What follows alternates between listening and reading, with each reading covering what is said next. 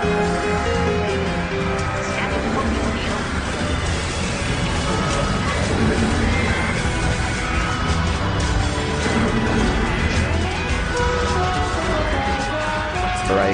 from Carol.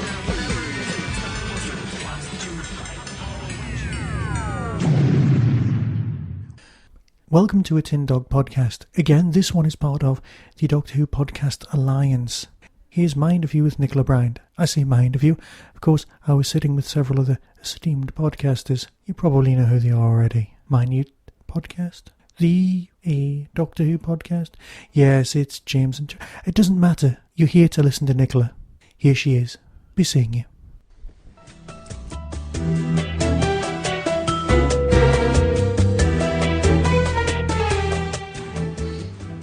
We're joined now by Nicola Brynat. Nicola, welcome to... I'm not quite sure what to call us. There's a collection of podcasters. I'm not sure. What is the plural of podcasts? A gabble? A rabble. Gabbly rabble? Yes, something like that. But yes, I'm James from the Doctor Who podcast. I'm Luke from the Minute Doctor Who podcast. And I'm Michael from the Tin Dog podcast. 3 podcasts not to listen to again in the future. So names to forget. Let's start off with probably a very, very straightforward question, taking you all the way back to when you were cast. I mean, how vivid are your memories of winning the role of Peri? Oh, very vivid. I mean, I don't live very far from the BBC currently, and I cannot drive round Shepherd's Bush Green without remembering running out of what was the BBC casting building then, which is next to the theatre at Shepherd's Bush, running across the green, probably a lot of cars screeching to a halt, as fast as I could, because in those days we didn't have a mobile, legging it to the nearest telephone box to call my family, which I wasn't supposed to tell anyone. But I just had to tell my dad, who wasn't in the office, so I couldn't get hold of him. My mother wasn't answering the phone, and I was kind of like jumping up and down the phone box going, why is everybody out? How long was it that you had to keep the secret? I think from the point where I got the job till we did the press release was about 3 months. Wow, so it was a fair so that length was of time. Really quite difficult. I think there were 5 people who knew. Right. 5 obviously very trustworthy people because it didn't get out. Yeah. So what was the auditioning process like? Long and harrowing. Well, first of all, I knew that everyone who was auditioning was already, they were American or Canadian. So it was a closed audition as far as any British actors were concerned. And I had just been playing Nanette in No No Nanette, but we would happen to be doing the American score. And William Hartnell's son-in-law, who was a top agent at the time, had come to see the show. Mm-hmm. And the bizarre sort of backstory to that was there was no way I was going to be cast as Nanette, because I was not the best singer in the school. There were people who had fabulous singing voices, and I wasn't in that category. I can hold a tune, but I'm not what people would pay to see a West End musical voice, you know. And the strange thing was the school decided to do auditions to get us into practice, because this was our final year at drama school. So when it came to auditions, I got the part, which caused a bit of upset in the school, because these people who'd been training for 3 years who were expecting to go on to West End musicals had lost the part to somebody else. And that was because I was being coached by my then boyfriend, who was a Broadway musical star. And I came back very dejected and very annoyed that the next project was No No Nanette. American score. And it was musical, so I said, I'm going to be playing the third bathing suit from the left, you know. And he said, okay, if it was a straight play, which part would you go for? I said, well, Nanette, obviously. And he said, right, why? Because I went through all the casting and the character and I'm right for it. He said, right, well, that's what you do. That's the part you go for. And he was so right. And because I had nothing to lose in the audition, I sang very well. There was no pressure, you know, no one was expecting anything from me. And at the end of the audition, we all watched each other's auditions. All my, classmates were like, I didn't know you could do that. So I happened to get the part. And when Terry Carney, who was, William Hartnell's son-in-law, saw No No Nanette, he made a note that there was one genuine American in the show, and everybody else really just was not doing very good accents. And so he put me down as a genuine American player, and was therefore thinking about casting me in something because he liked my performance. When the brief for Doctor Who landed on his desk, which obviously he took a special interest in.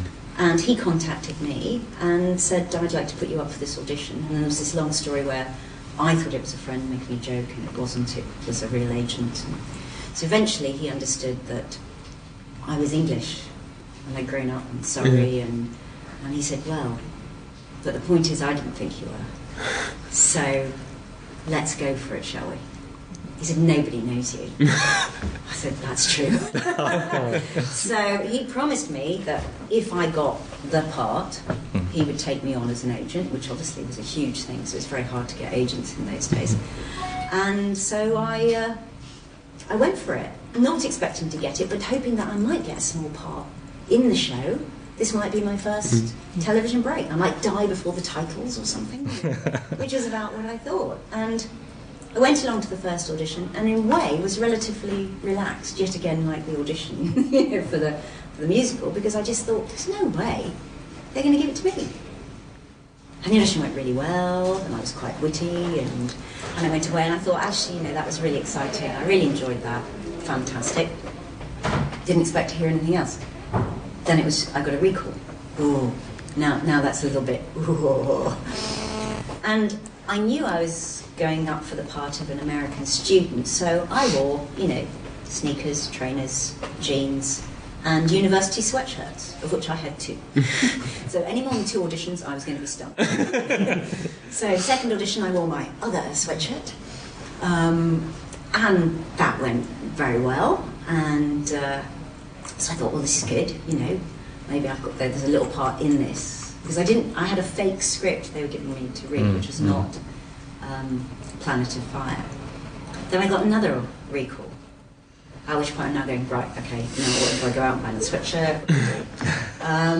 So in the end there were 5 auditions, which is a lot. Yes. And there were gaps in between because people were flying in from LA and stuff, and I just spent a very nerve-wracking half an hour in the waiting room listening to someone say, well, apparently she's on this plane and blah, blah, blah, and I'm thinking, oh, what am I doing? And the very last audition was with Eric Saywood reading in Peter's part, and we were actually reading Planet of Fire. And then I didn't hear anything, and then I got called in again, and I was just like, right, that's it, I'm not even going, because this would have been like number 6, and I just thought, this is just too much. And number 6 was actually just to tell me I've got the part. So by this time I was so nervous for number 6, I thought, I'm just not going to be able to do this now, I'm just so wound up. But it was just basically John saying, congratulations, you got the part.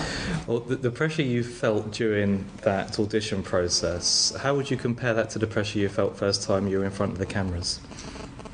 They're very different. Knowing I had the part was very exciting, but I went to drama school and learned how to act on stage. I think we had half a day's worth of television, and that was only because I volunteered during the summer holidays to do Boom for another year.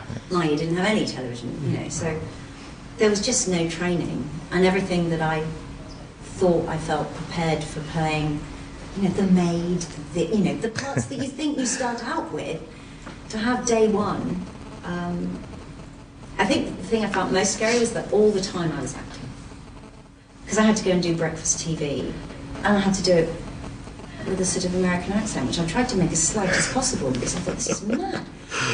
Because I said to my agent, right, okay, now I've got the part, you're going to tell them that I'm British, right? And he was kind of umming and ahhing, and I thought, that is our deal, that is what he said he'd do. And he said, well, let's wait till we've got the contract. And then it was, wait till you've done your first week's filming, and it was wait. But it meant all the rehearsal room, every minute on location, I was acting.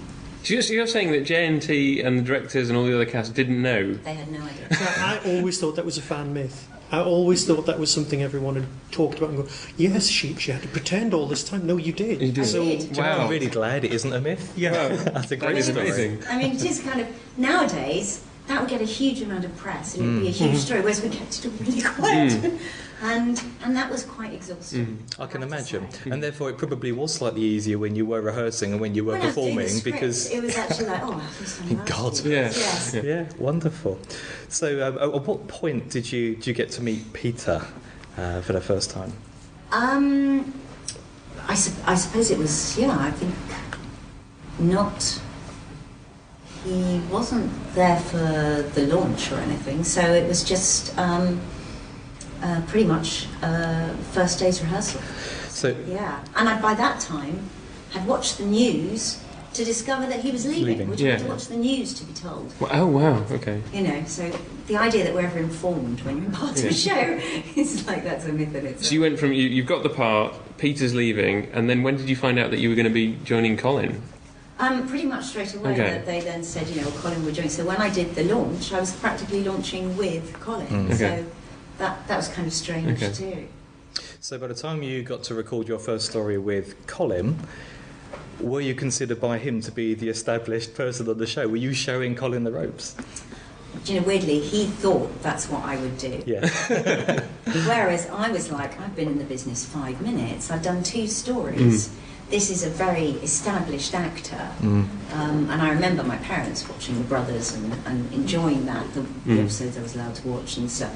So there's no way I'm going to be telling an actor of that, calibre to, this is what we do on Doctor Who. That would be incredibly cocky and arrogant. You and Colin seem, years later, very inseparable and good friends. Yeah. So how did that develop if you were both expecting each other to sort of show each other the ropes on set? Well, I think we were both actually appearing confident, but inside we're both extremely nervous and lacking in confidence.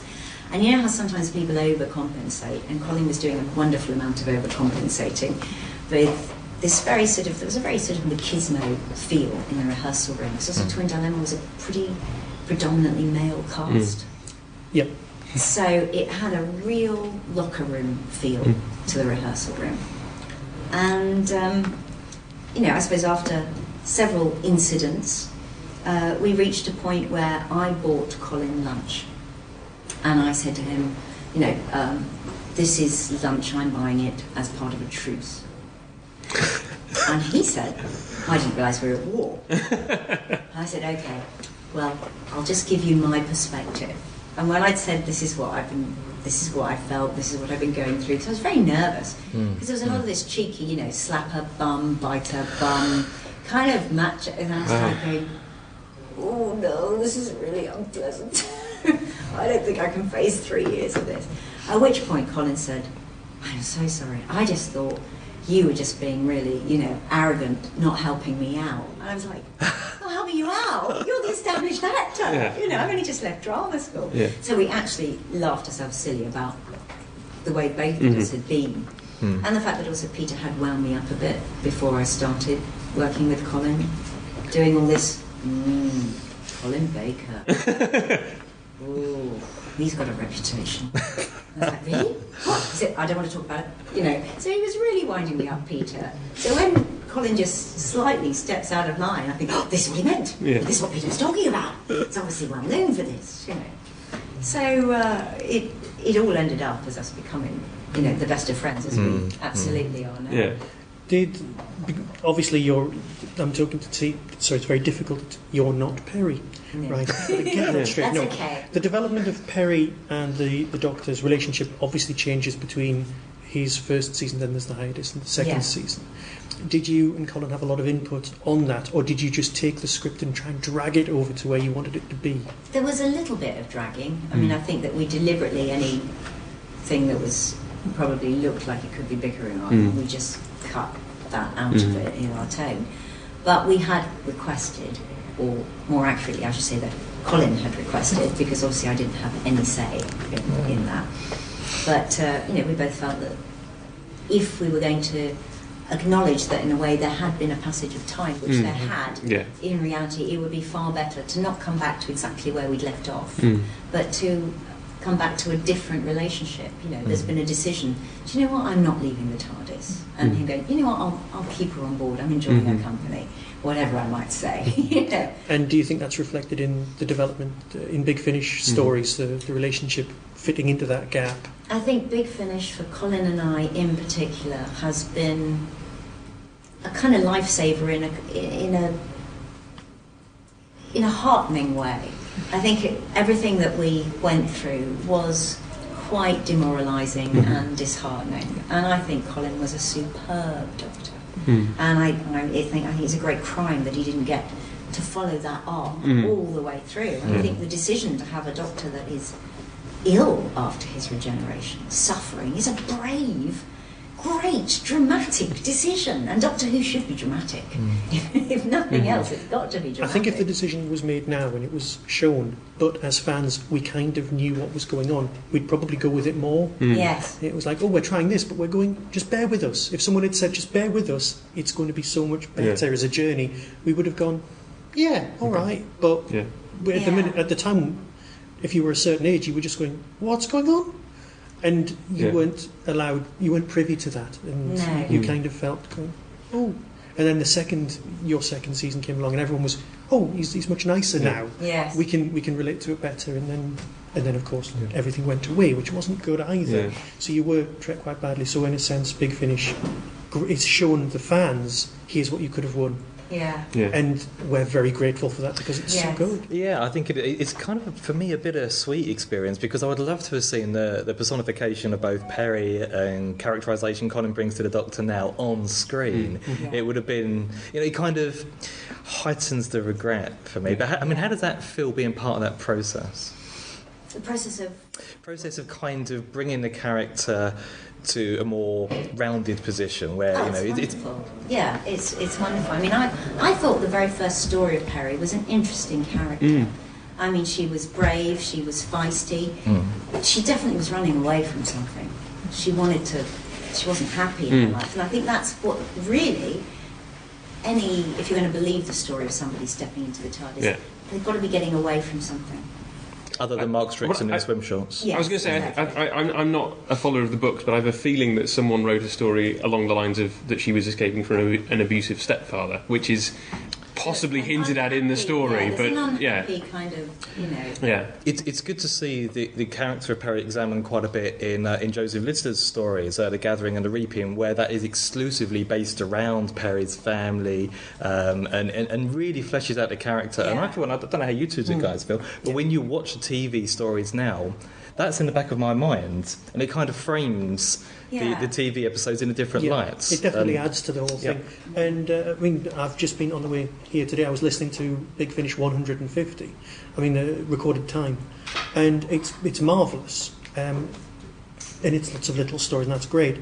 The first one there with Henry VIII coming onto you, and I was just thinking, I was praying there was going to be a line where you actually fancied big blokes with beards, just to join up with how Peri left with Ryan Blessed. But I was going, no, leave that. That could have been a trigger. It could have I been. don't believe that that's... I mean, I'm totally into the Piscon paradox. Yes. That for me is like, I'm going to sound like such a fan and a geek now, which I am. Go for it. Good. Okay. You're amongst friends. I actually woke up recently thinking, I wonder if... I think it was after watching the new episode, if Peri has as many reincarnations as the Doctor. If there was like an equal number. I mean, if there was 11 Peris, and I was going through 11, I thought, oh, for goodness sake, get up, But I think the idea that, and I think I was in my head going through a Peri death scene, and that there would be comfort in knowing that if one of you's had the most torturous, miserable life, and I am Peri, so that's okay, you can think that another Peri has had a happy, very fulfilled Disney-like life. I think somehow, if we all knew that we had another, and we were having it would be of comfort. Somehow feeling connected to something. I mean, it surprised me when I saw that Travel Time Lord DVD, and there's that little extra of you commenting on that scene, and you genuinely hadn't known that Peri hadn't died, so to speak. Well, they hadn't planned that. The plan was a dramatic death. Yeah. full stop. Yes, and a little opportunity for me to do a bit of acting. Yeah. So that was great. Yeah. And I was really happy with that because I wasn't stepping outside of it and seeing it from a fan's perspective and going, I was expecting them to go, yeah, good acting, but I didn't expect people to go, so you killed Peri? What have you done? And it did create problems at the BBC. So basically, John was told, you fix this. Yeah. But I think it's partly to do with the way that she goes, in that you see, there's a scene, you're Peri, and the next scene, you're Kiv. Yeah. And I think that's what's so... You die, but you don't go out in a blaze of glory. You die because the Doctor fails. Yes, and I think that is the killer, isn't it? That the idea that the person that, as mortals, when we... empathise with the companion in the show, that's the person you think, well, if that was me, how would I... The idea that, oh my goodness, the Doctor let her down. Yeah. Which is a mind transplant. Yeah. And then is about to get blown up. And you... Yeah. So what happened? Yeah. It's... but I love all the answers in Piscons, and then the fact that it then opens a whole new can of worms, which is the best, really, isn't it? Answer, problem. Well, I think the way that story is told as well is fantastic, because it poses seemingly no questions in the first episode, and then all of a sudden everything's turned on its head, which is basically, it emulates what's happened to the character of Peri during your time on the show anyway. Yeah. But certainly I'm interested in just moving away just a little bit from Big Finish, and I've noticed that you've become very active on Twitter. I suppose I should say I'm active. Yes. Compared to some others, I would say that you're pretty active. I mean, how have you found the kind of Twitter community these days? Is it scary? It's very hard to describe, because lots of people... I was actually chatting with Toby Hidoki recently, and he said to me, oh, you love Twitter, don't you? I said, I hate it, and love it, and hate it, and love it. Because it is that bizarre thing that I do try to see what, you do what you can. There are days when you get home and you go, 50, I can't read everybody, 112, oh, goodness. And there are days when you have to say that there are more important things to take care of. And so you can't always do what you need to do. And if somebody takes offence at that and is incredibly rude, that's really painful. Yes. And I have had some really unpleasant things said, and probably as a whole, it's a small minority, but at that moment, when it happens, I want to leave. I don't want to be on Twitter anymore. And for example, the amount of abuse that Amy Winehouse got on Twitter after she died, I thought was just utterly disgusting. That there is this problem with anything, and I'm not really on Facebook, so I'm not interested in pictures of myself. So Twitter suits me more because it's a dialogue. But the things that people feel they can say because they're one removed, that there's somehow they don't feel there's any ripples to this. I have been in tears from things that people have said. And then you want to actually reply back, but of course you can't, because you want to be logical and you want to be sound and ethical and moral. But I can't do that in 140 characters, And just being silent, although you've got the moral high ground, everyone just thinks you're being silent. That's not it. It's very difficult. I think Twitter's been billed as a wonderful innovation for people to interact directly, and I think that's great. And that is true. Yes, but it's just people shouting in the pub. Well, put it this way, we're on Twitter. We have a very few number of followers by comparison. But when we all follow you as well, don't we? Yes? I will do if I don't. So stalkery. Yes. We follow you. Oh, God. I know. No. But it does... I left Twitter. It does kind of expose you as well to the slightly nastier element, and I think it does perhaps allow just a minority a much louder voice. And certainly as someone in the public eye, like yourself, I'm interested in how that feels, and I think you've addressed that quite eloquently. Would you think it's true to say that there's more positive experiences through social media, or through Twitter in particular, than negative? I just met met up with an old friend I haven't seen for simply years, which happened through Twitter. Great. I had one of those lovely days, and I got to them, and I just tweeted about 6 o'clock, please tell me it's wine time. And I got a lot of replies, one of which happened to say, I thought, oh my goodness. So I met with a friend, and then, we both went to see our mutual friend Lizzie on Thursday. So that's nice. I mean, I have sort of contacted a few people. It's nice to feel you can do something that may help someone. There's a few of those sort of things I've managed to do. It's got a lot of pluses, but the other thing is that it's still not you. Yep. The deeply unpleasant things that may happen. I mean, I'm making many jokes about certain things on Twitter, and I do have a sense of humour, and that is a bit of a problem too. So it was lovely, Andrew Smith, who said to me, you might want to put a smiley face at the end of a lot of your jokes, because I've got a very dry sense of humour, so I now keep having to put that in. But there needs to be an icon for sarcasm. There does, yeah. It genuinely exactly, does. as I say, double or perhaps even triple entendre is, and I did quite a bit of that in the beginning, and all that did open floodgates to quite a few. I can imagine. Yeah. There was no innuendo in the reply. And that's kind of a bit difficult, because you don't know the room. You're actually making a joke in the dark. And so you don't know where that's going to go. So, it is a bit of a learning curve. But, I do my best. And, I'm always out there trying to be, friendly and witty. Keep thinking, people must be so bored with this. They don't want to know what I'm eating for dinner. That's really boring. Oh, I think you'll find people be very interested. And, how many baked beans? And that's the strange thing. I've had other sort of celebrity friends say to me, that's really boring when you do that. We hate people who do that. I said, you wouldn't believe the replies I get though. And I get a lot of response. So therefore, you feel somebody must be enjoying that, I suppose. You mentioned Andrew Smith. Yes. I met him recently, and he shared a beautiful little story about the fact that his daughter had written a little script for you. Yes. And you and Colin performed it. Yes, we did. How did that feel, kind of having somebody kind of write this little script for you? How old is she? She's 8. 8, there you go. She's 8 years old. And she wrote a Doctor Who story, and it was really rather good. Had a couple of good twists. And lots of effects, and she'd obviously read or listened to lots of stories. She knew Peri's dog's name.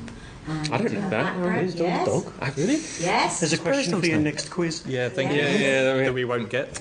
We will now. All right. Research. For the record, what's Peri's dog called? Whiskey. Right. Okay. Note that down. Yeah. We can sleep at night now. So that's it. Okay. So she knew all these things, and she got them all in the script, so it was well researched. Yeah. It was great fun. We did all. I think I was playing about 13 different characters. Yay, women writers. There were more female parts. That's what we like. No, I understand Amy's got a good script editor. Yes. Fantastic. Let's ask the one question that I think everyone who would have privilege enough to interview you would get to ask. Peri, I think the character is quite a contemporary. She's not necessarily a child of the 80s. I mean, some of the companions I think are very firmly rooted in the eras that their stories went out. If someone wrote a story for you to come back in modern day television, how much persuasion would you need? 0. Okay. I'd be taking them out for a drink. No, I mean, the part is over half my life. I mean, how many people get to play the same part for over half their life? So anything that is directed at Peri feels personally directed at me. And I know that Colin and I both feel the same way, which we don't care what people think about. That's how we feel. Good. And we are staunch fans of the show too, and supporters, and I think that's important too. There's been, just to move things on a little bit, there's been some anti-JNT murmurs. People of late, it's become kind of fashionable to pick on people who can't defend themselves, really. But what was your memories and experiences of JNT? First and foremost, he's the man who spotted me. So from my perspective, and he always referred to me as his little star and his little ingenue and all that stuff. So for me, I'm eternally grateful to him for that. and all the faith that he had in me. And he wouldn't let me watch the rushes because he didn't want me to change things, which of course you would, because you go, oh, I don't like that. I'm not going to do that. So, I'm very grateful to him for that. He was a dear friend of mine, a very dear friend, and I miss him dearly. And he was devoted to the show, utterly devoted to it. I think that's something a lot of fans forget. Yes. So it's yet again, it's easy to criticise people. It's easy to be unkind and unpleasant, especially if you think that makes you a bigger person for doing it. And I think if you haven't got something nice to say, don't say anything. Is the far better motto, however difficult that is. There are certain people, and I was watching this morning, wasn't we, a documentary I was watching with young Alfred, who's here with me, who's 8. We were watching a little documentary on Hitler, because we then watched Let's Kill Hitler. So I thought it was important to do, because that's what I loved about the historical Doctor Who, so we did a little bit of history and knowledge, and then we watched it, The Man with the Square Moustache. So those things are all, really important, and there are some very bad people in the world that maybe one shouldn't be quiet about, and Hitler being the example. So what a long loop I take on those things. Yes, but unless it's somebody as bad as that, one should just keep quiet. But on a more positive note, if you like, a more serious note, it's good to know that you're doing preparation to watching Doctor Who. I am. See, I'm dedicated. I am. Fantastic. Okay, thank you very much indeed for spending just a short time really speaking to us. But it's been absolutely fascinating. Yeah, it's been a pleasure to meet you. Yeah. Thank you very much, Nicola Brynat.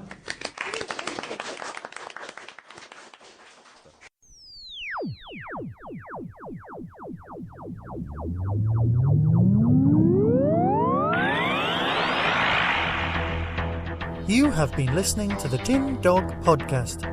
Doctor Who and its associated shows are all trademark of the BBC. No infringement is intended.